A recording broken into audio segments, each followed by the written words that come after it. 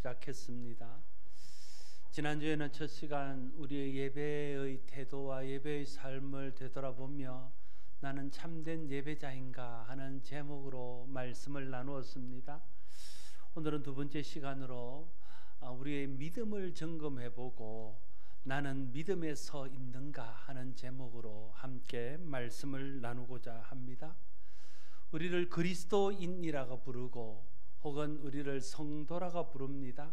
그런가 하면 우리를 믿는 사람이라고 부르고 우리를 신자라고 부릅니다. 그리스도인이요 성도인 우리를 믿는 사람 혹은 한자로 신자라고 부르고 그리스도인이 아닌 사람들을 불신자라고 믿지 않는 사람 이렇게 부른다면 신자와 믿지 않는 불신자 그리스도인과 비그리스도인을 구별짓는 그 기준은 믿음일 것입니다. 그래서 예수 믿는다는 것이 성도의 본질이고 예수를 믿는다는 것이 그리스도인의 정체성이다 이렇게 말할 수 있습니다. 믿는 사람이 성도이고 믿는 사람이 그리스도인입니다. 그러면 그리스도인 성도의 정체성이 믿는 것이라면 도대체 무엇을 믿는 것일까요? 무엇을 믿어야 우리가 진정한 그리스도인이고 무엇을 믿어야 우리가 진정한 믿음의 사람 신자일까요? 좁은 의미로 말하면 우리가 믿는다 할 때는 예수 그리스도를 믿는 것입니다.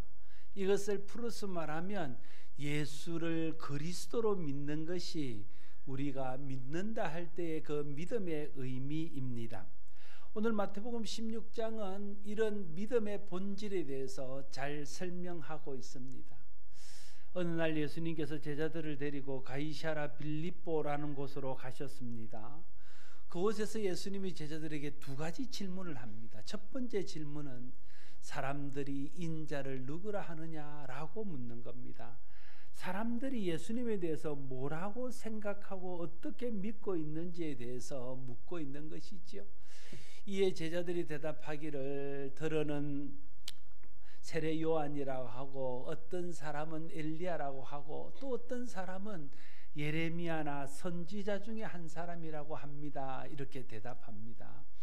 이 대답을 통해서 알 수 있는 것은 당시 사람들이 예수님을 어떻게 생각하고 믿는가 하는 겁니다. 당시 사람들은 예수님을 선지자로 생각하고 선지자로 믿었다는 것을 알 수 있습니다. 예수님께서 두 번째 질문을 합니다. 그러면 너희는 나를 누구라 하느냐는 거예요. 다른 사람들을 나를 선지자로 믿고 선지자로 생각하는데 나를 따르는 너희들은 나를 누구라고 생각하느냐 그렇게 묻고 있습니다. 그때 베드로가 대답하기를 주는 그리스도시요 살아계신 하나님의 아들입니다. 이렇게 대답합니다. 베드로의 생각 속에 베드로의 믿음 속에는 예수님이 단순한 선지자가 아니라 예수님이 주시고 예수님이 그리스도시고 예수님이 하나님의 아들이라는 것을 믿는 믿음이 있었다는 것을 보여주는 것이죠. 우리가 예수님을 믿는다고 할 때에 그 믿음, 성경이 말하는 믿는다고 할 때의 그 내용은 예수를 그리스도요 주요 하나님의 아들로 믿는 것을 말하는 것입니다. 믿는다고 할 때 믿음의 대상이 중요합니다. 우리가 예수를 믿기 때문에 예수 믿는 사람 그리스도인입니다. 석가를 믿는 사람은 그냥 불교인입니다. 마호멧이나 알라를 믿는 사람은 무슬림입니다. 무엇을 믿는가 하는 믿음의 대상이 우리의 신앙의 그 모습을 결정하는 겁니다. 1차적으로 우리는 예수를 믿는 사람이고 그리스도를 믿는 사람입니다. 그래서 그리스도인 예수 믿는 사람입니다. 그러나 우리가 무엇을 믿는가는 대상만큼 중요한 것은 그 대상에 대하여 어떻게 믿는가 하는 믿음의 내용입니다. 믿음의 대상이 예수님이면 우리가 그 예수님을 누구라고 고백하고 그 예수님을 어떤 분으로 믿는가 하는 것이 우리의 신앙의 질을 결정한다는 거예요. 베드로는 믿음의 대상이 예수님이었다고 고백하면서 그가 믿는 믿음의 내용을 주는 그리스도시요 살아계신 하나님의 아들이십니다. 이렇게 말하고 있는 거죠. 나는 예수님이 주님이신 것을 믿습니다. 나는 예수님이 그리스도인 것을 믿습니다. 나는 예수님이 살아계신 하나님의 아들인 것을 믿습니다. 그 고백이 이 속에 담겨져 있는 것입니다. 예수님을 믿어도 예수님을 주로 그리스도로 하나님의 아들로 믿지 않는 것은 믿지 않는 것입니다. 여러분 생각해 보십시오. 오늘날도 무슬림들은요, 이슬람을 믿는 무슬림들은 예수님을 가장 위대한 선지자로 믿습니다. 그들이 믿는 코란에는 예수님이 오히려 무하메드보다 더 위대한 선지자로 묘사되고 있고 그렇게 나와 있습니다. 그래서 사람들은 예수님을 위대한 선지자로 믿습니다. 그렇다고 해서 우리가 무슬림들이 예수 믿는다고 말할 수 있습니까? 우리는 무슬림들이 예수 믿지 않는 사람, 불신자, 선교의 대상 그렇게 생각하는 겁니다. 많은 사람들이 예수님을 위대한 성인으로 생각합니다. 인류의 위대한 스승으로 생각하고 인류의 4대 성인 중 한 분으로 생각합니다. 그렇다고 해서 그 사람들을 믿는 사람이라고 말하냐? 아닙니다. 그 사람들은 불신자입니다. 그러니까 예수님을 믿는 것이 중요하지만 그 예수님을 누구라고 믿느냐 하는 믿음의 내용이 더 중요하다는 것입니다. 아무리 예수님을 믿어도 예수님을 주로, 예수님을 그리스도로, 예수님을 하나님의 아들로 믿지 않으면 그것은 믿지 않는 것과 같다는 거예요. 그것은 믿음이 없는 것과 같다는 것입니다. 주가 무엇입니까? 주라는 말은 한자 문자 그대로는 주인을 말합니다. 당시의 유대인들은 하나님을 주라고 불렀습니다. 주라는 말이 헬라어로는 큐리오스고 히브리어로는 아도나입니다. 그래서 여호와 하나님 할 때 그 여호와를 부를 때에 유대인들은 여호와라는 이름을 차마 입에 담지 못합니다. 그것이 하나님의 고유 명사이기 때문에 그렇습니다. 마치 우리가 우리 아버지의 이름 입에 담지 않는 것과 같은 겁니다. 그래서 여호와라는 이름을 대신하여 아도나이, 주님이라고 불렀습니다. 그것이 헬라어로 번역해서 큐리오스, 주입니다. 그런데 베드로가 예수님을 주님이라고 부르고 있는 겁니다. 유대인들이 하나님에게만 주시는 그 용어를 예수님에게 부여하고 있는 겁니다. 또 당시 로마 세계에서는요, 로마 황제를 주라고 불렀습니다. 그래서 로마 황제 외에 다른 어떤 대상을 주라고 부르면 그들은 죽음을 각오해야 됐습니다. 그런데 베드로는 그런 상황 속에서 유대인들에게 신성모독죄로 몰릴 수 있는 그런 발언을 하는 거죠. 하나님이 아닌 예수님을 하나님과 동등된 주라고 고백하고 있는 겁니다. 로마 세계에서 고통을 당할 수 있는 것을 감내하고 로마 황제가 아닌 예수님을 향해서 주라고 고백하고 있는 것입니다. 또한 그리스도라는 말은 헬라어인데 히브리어로는 메시아입니다. 문자 그대로 번역하면 기름 부음 받은 자라는 뜻입니다. 구약 시대 때에 하나님이 특별하게 세우는 세 가지 직분자가 있습니다. 하나님을 대신해서 나라를 다스리는 왕, 하나님을 대신해서 제사를 주관하는 제사장, 하나님의 말씀을 대언하는 선지자, 이 세 사람이 하나님께서 특별히 세우시는 사람들입니다. 이 사람들을 세울 때요, 양뿔에다가 올리브 기름을 채워가지고 그걸 머리에 부어서 그들을 위임하는 겁니다. 거기서 유래한 말이 메시아, 기름 부음을 받은 자라는 말이고, 그것을 헬라어로 번역한 것이 그리스도입니다.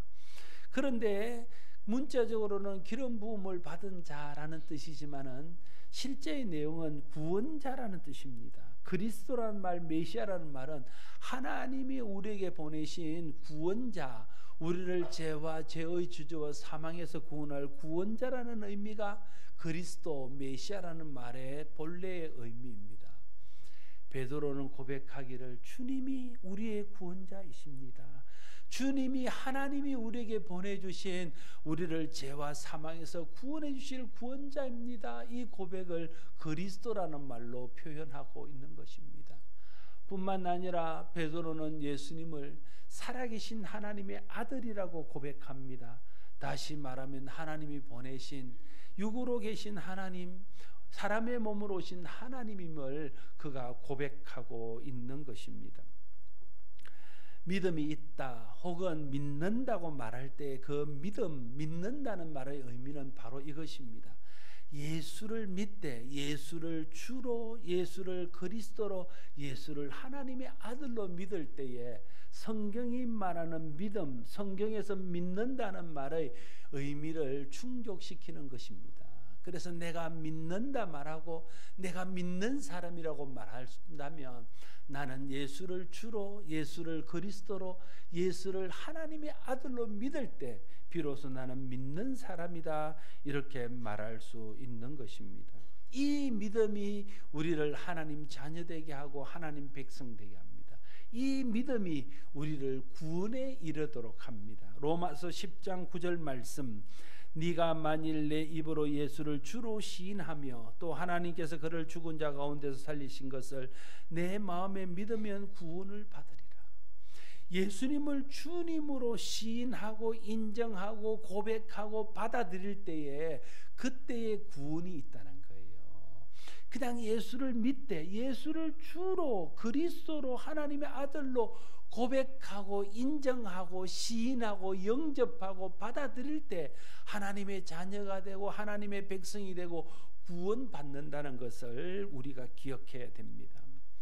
구원은 얼마나 오래 믿은가에 의해서 결정되지 않습니다. 나는 믿은 지 얼마 안 돼서 나는 구원이 아직도 부족하다, 그렇게 말할 수 없습니다. 나는 오랫동안 믿었으니까, 나는 3대째 믿는 집안이니까 나는 구원받을 수 있다, 이렇게도 말할 수 없습니다. 믿음은 얼마나 오래 믿은가에 의해서 결정되어지는 것이 아니라 구원은 내가 무엇을 믿는가에 따라서 결정되어지는 것이기 때문에 그렇습니다.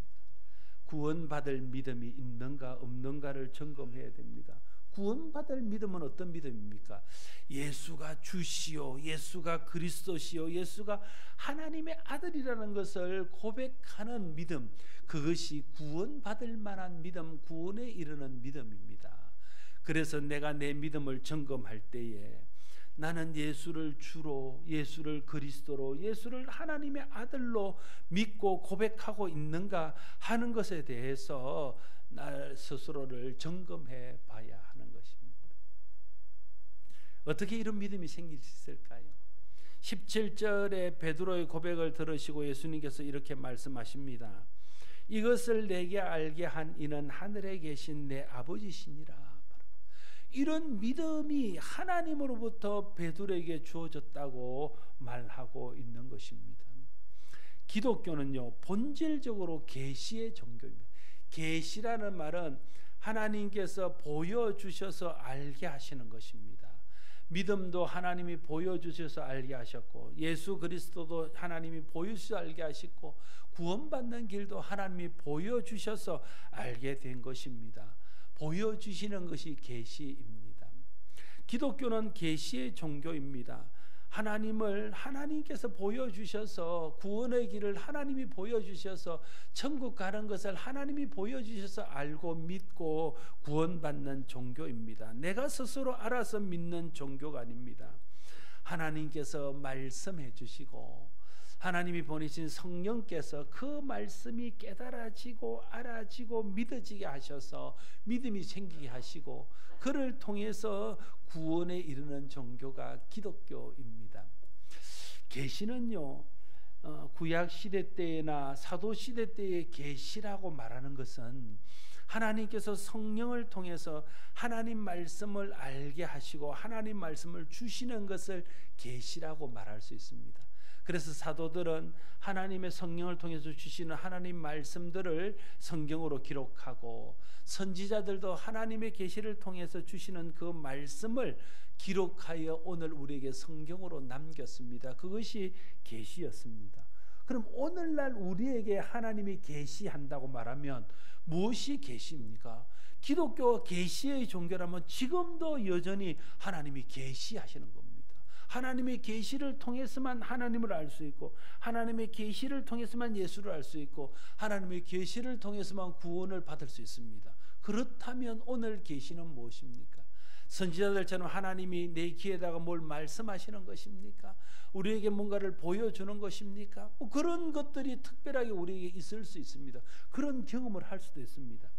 그러나 오늘날 보편적으로 우리가 계시라고 말할 수 있는 것은 하나님의 영으로 기록된 성경 말씀을 성령께서 깨닫게 하시고 알게 하셔서 예수님이 누구인지를 알게 되고 하나님이 어떤 분인지를 알게 되고 구원의 길이 어떤 길인지를 알게 되고 믿음은 무엇을 믿는 것인지를 알게 되어질 때에 하나님이 말씀을 통해서 내게 밝혀 보여주시고 알게 해주셨으므로 그것이 오늘날 의미의 계시라는 겁니다. 그러니까 오늘날 의미의 계시는 성령께서 말씀을 읽을 때, 말씀을 들을 때, 말씀을 묵상할 때, 말씀을 공부할 때 말씀이 깨달아져서 하나님의 뜻을 알게 해주시는 것, 그것이 오늘날 의미의 계시입니다. 그래서 성령이 중요하고 성령 충만이 중요한 거죠.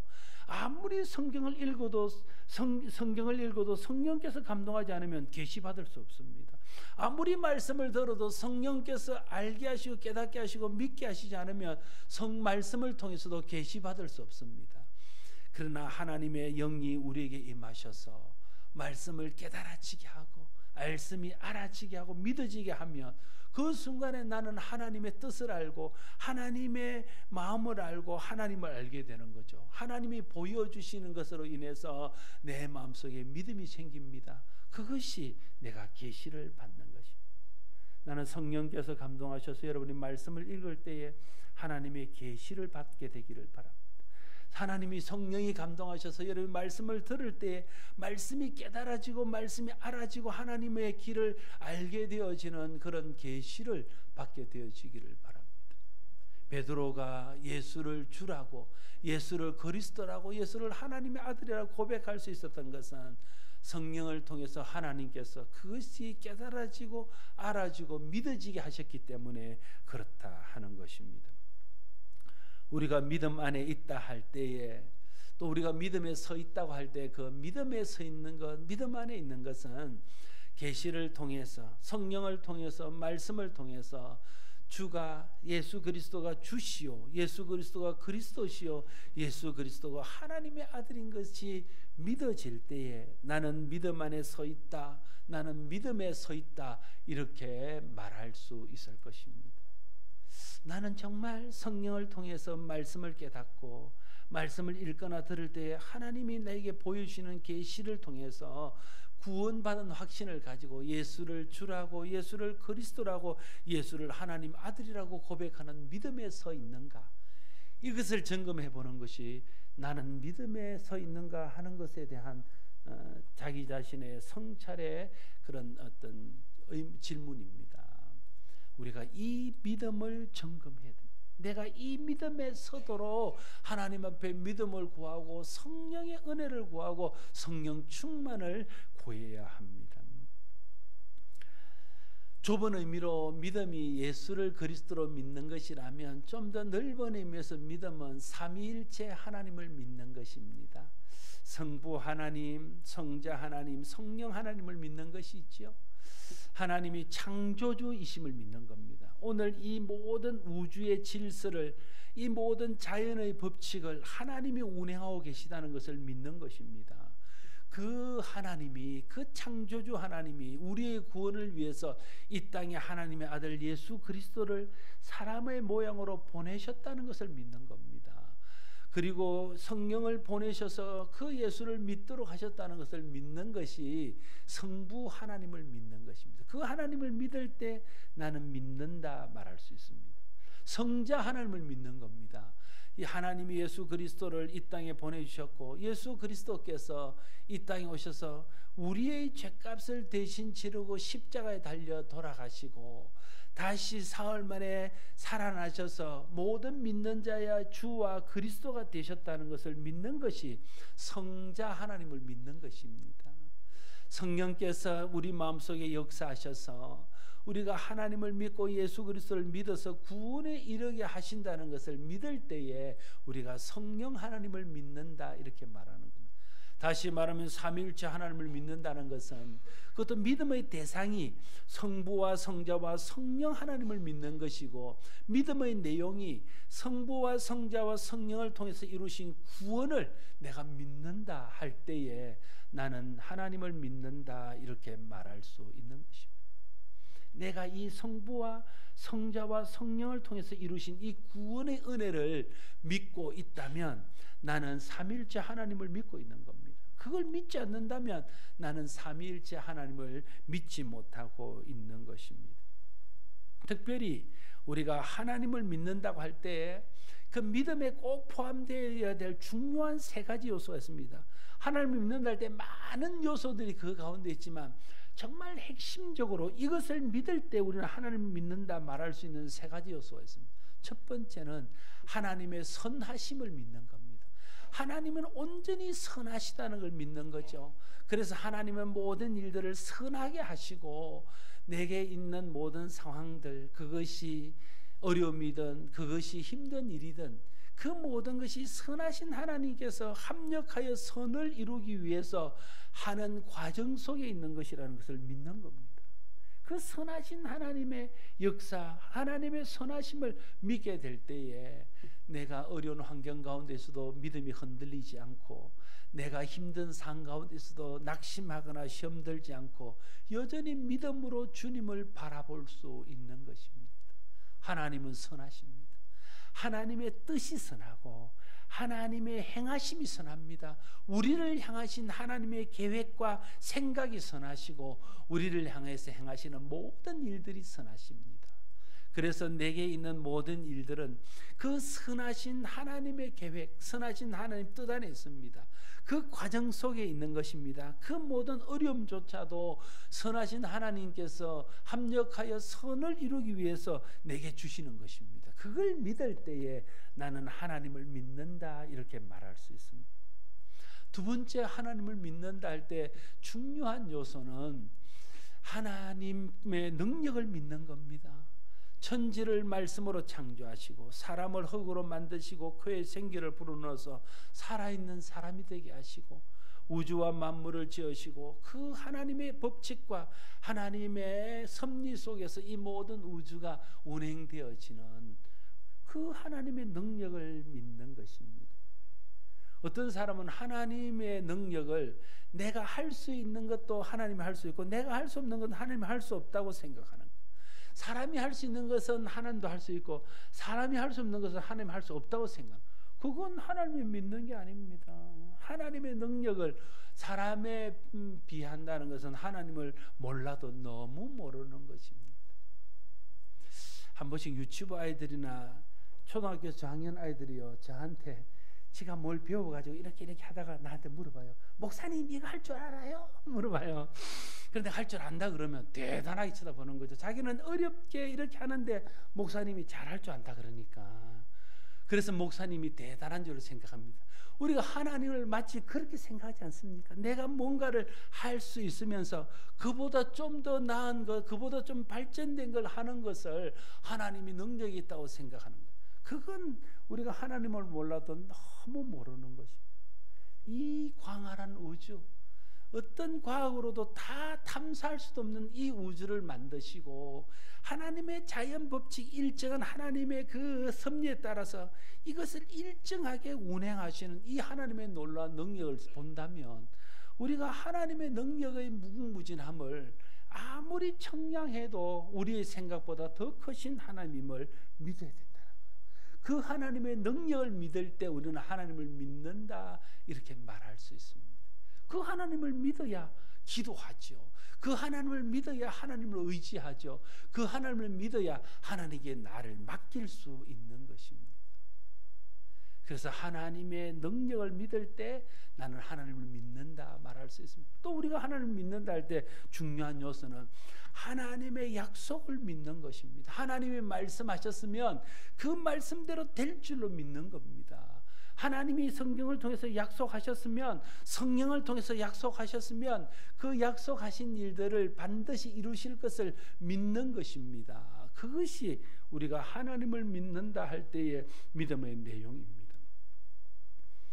하나님의 약속은 반드시 이루어집니다. 지금까지 이루어져 왔고 지금도 이루어지고 있고 앞으로도 이루어질 것입니다.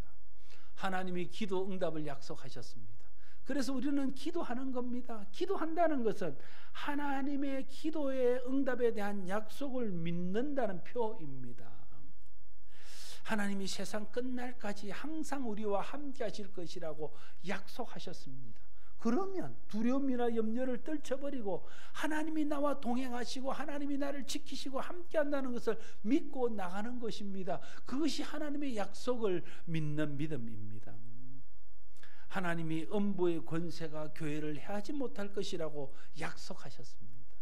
그랬으면 교회에 분란이 있고 좀 어려움이 있고 사람들 간에 다툼이 있고 관계에 어려움이 있을지라도 결코 교회는 실패하지 않고 하나님의 교회를 통해서 역사하시고 교회가 승리할 것이라는 것을 믿고 우리가 교회를 섬기는 것입니다. 낙심하지 않는 겁니다. 그게 하나님의 약속을 믿는 것입니다.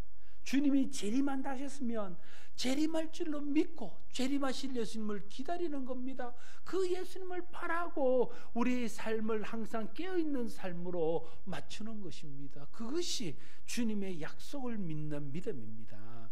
주님이 구원하시겠다고 약속하셨으면, 주님이 천국이 있다고 약속하셨으면 그걸 믿는 것입니다. 그리고 그 천국을 바라고 구원을 바라고 구원받은 것에 대해서 확신하고 감사하며 그 감사의 표로 하나님 앞에 예배하고 신앙생활을 하는 것입니다. 이런 것들이 우리가 하나님을 믿는다 할 때에 우리가 믿는 것의 그런 내용입니다. 이걸 믿어야 어떤 상황에도 믿음이 흔들리지 않습니다. 이걸 믿어야 어려움 속에서도 소망 중 즐거워하고 항상 기뻐하고 쉬지 않고 기도하면서 하나님을 바라며 나아갈 수 있게 되어지는 것입니다. 이 확신이 든든히 서는 것이 믿음에 서는 것입니다. 여러분, 하나님의 선하심을 믿으십니까? 여러분, 하나님의 능력을 믿으십니까? 여러분, 하나님이 말씀하셨으면 반드시 이루신다는 하나님의 약속을 믿으십니까? 성경은 하나님의 약속의 책입니다. 그래서 옛날 약속 구약이고 새로운 약속 신약입니다. 이 약속을 믿는 것이 하나님을 믿는 것입니다.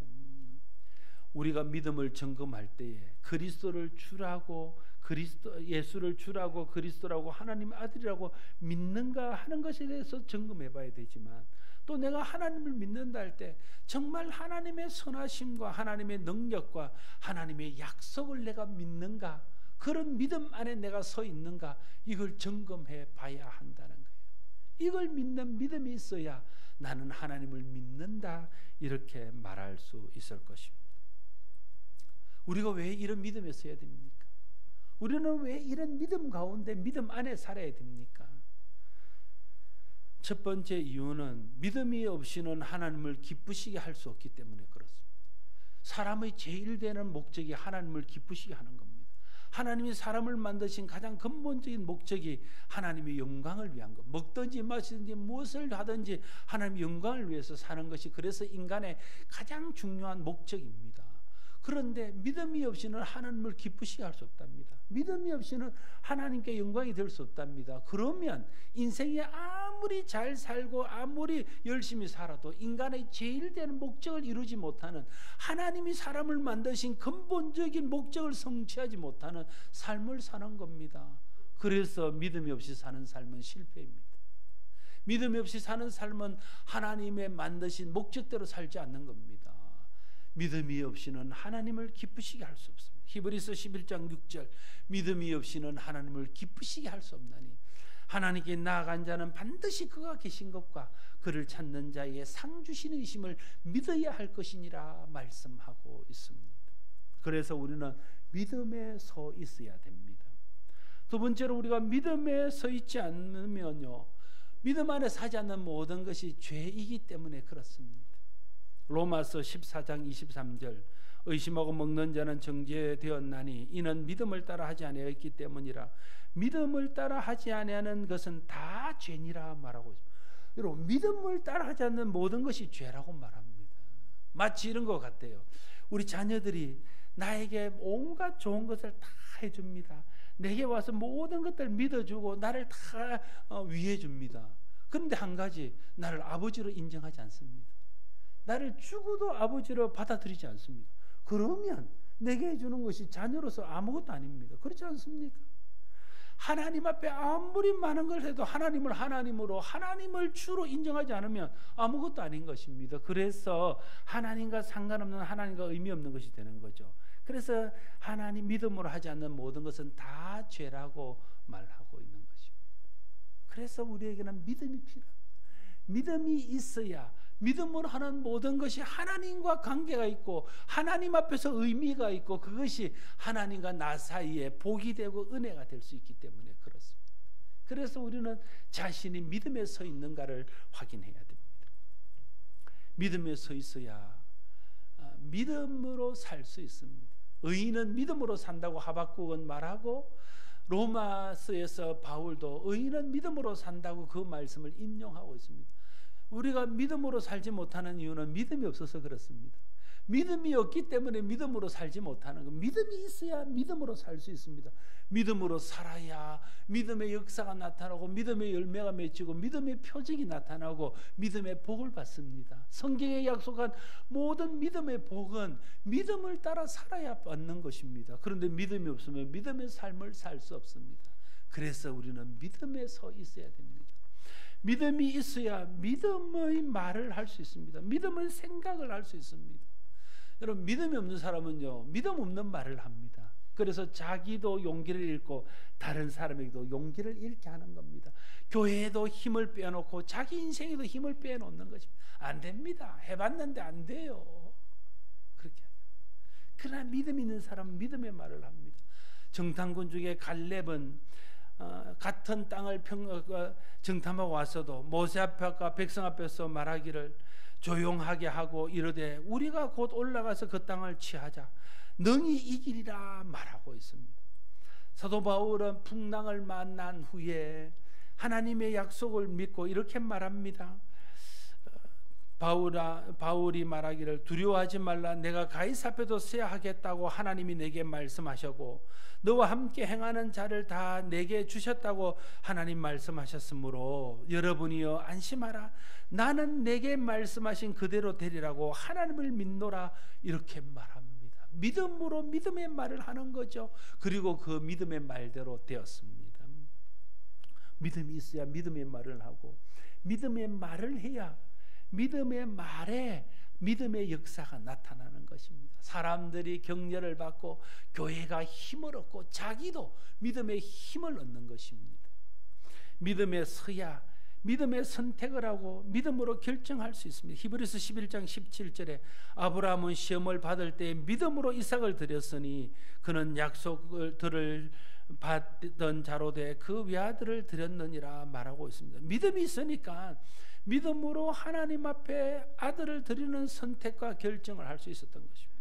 믿음이 있어야 순종할 수 있습니다. 여호수아 6장 20절에 여리고 성을 무너뜨릴 때 이에 백성은 외치고 제사장들은 나팔을 불매 백성이 나팔 소리를 들을 때 크게 소리질러 외치니 성벽이 무너져 내린지라 백성이 각기 앞으로 나아가 그 성에 들어가서 그 성을 점령하고 말합니다.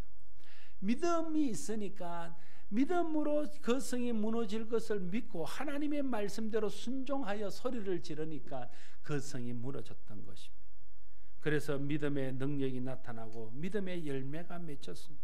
무엇보다도 결정적으로 우리가 믿음에 서야 되는 이유는 어떤 환경, 어떤 상황 속에서도 믿음이 있어야 구원이 흔들리지 않고 소원이 흔들리지 않고 소망이 흔들리지 않을 수 있기 때문에 그렇습니다. 그래야 끝까지 믿음을 지키고 내 소망을 붙들고 살 수 있기 때문에 그렇습니다.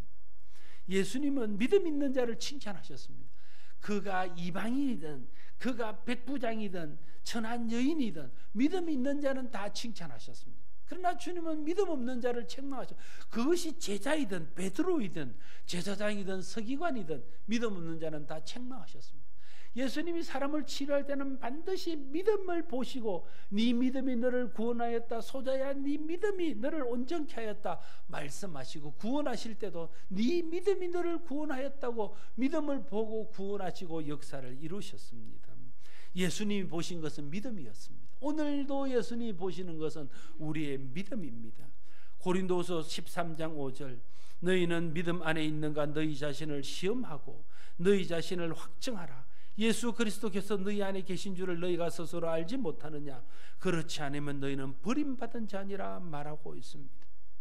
우리 안에 예수를 주로, 예수를 그리스도로, 예수를 하나님 아들로 믿는 믿음이 있는가 나 자신을 시험해 봐야 됩니다. 내 안에 삼위일체 하나님을 통해서 이루신 구원을 믿는 믿음이 있는가 나 자신의 믿음을 점검해 봐야 됩니다. 내 안에 하나님의 선하심과 하나님의 선하심과 하나님의 약속을 믿는 믿음이 있는가 우리의 믿음을 시험해 봐야 됩니다. 그래서 믿음이 없으면 하나님께 믿음을 구해야 됩니다. 마태복음 9장 24절에 보면 예수님의 제자들에게 자기의 자신의 질병을 고쳐달라고 했다가 고침을 받지 못한 아버지가 예수님 앞에 할 수만 있으면 내 아들을 고쳐달라고 이야기합니다. 그때 예수님이 그에게 할 수 있거든이 무엇이냐 믿는 자에게는 능치 못할 것이 없다 책망하셨습니다. 그러자 그 아버지가 이렇게 말합니다. 그 아이의 아버지가 소리질러 이르되 내가 믿나이다 나의 믿음 없는 것을 도와주소서 하더라 말합니다. 우리의 믿음 없음을 하나님 앞에 내려놓고 하나님 앞에 나의 믿음 없는 것을 도와주시기를 위해서 기도해야 됩니다. 하나님 나의 믿음 없는 것을 용서하시고 나의 믿음 없는 것을 도와주십시오. 그럴 때 하늘로부터 하나님께서 베드로에게 주셨던 것 같은 믿음을 우리에게도 주셔서 우리가 주를 그리스도로 고백하는 믿음이 생기고 하나님 아버지를 믿고 하나님의 선하심과 능하심과 약속을 믿는 믿음 위에 설 수 있게 되어질 것입니다. 로마서 10장 17절 그러므로 믿음은 들음에서 나며 들음은 그리스도의 말씀으로 말미암느니라 말합니다. 믿음은 근본적으로 하나님 말씀을 통해서 우리에게 오는 것입니다. 말씀이 하나님이기 때문에 말씀을 받아들이면 하나님을 받아들이는 겁니다. 하나님을 받아들인다는 것은 내 속에 믿음이 생기는 것입니다.